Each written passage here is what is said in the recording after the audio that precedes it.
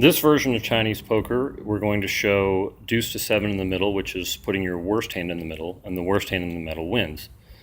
This also, we're going to go ahead and show this is a two-player game, and we're also going to include the passing of 2 cards to demonstrate the other variation where you can pass to your opponent. So our opponent hand is currently set up with their cards they're keeping and the 2 cards they're passing.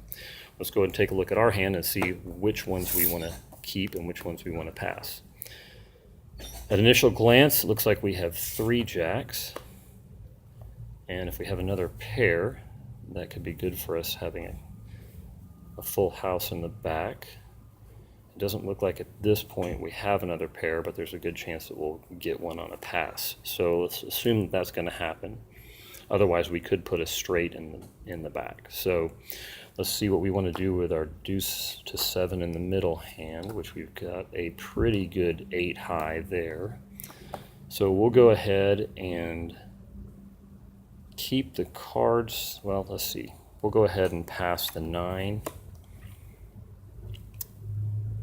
and the ace.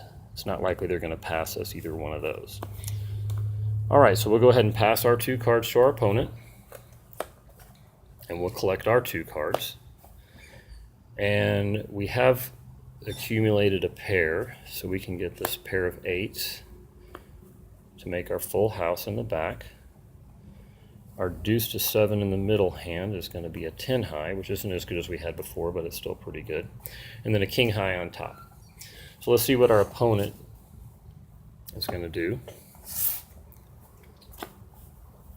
So our opponent has a really good hand. So our opponent looks like we'll have 10s full of 9s in the back. Or actually, aces full of 9s in the back.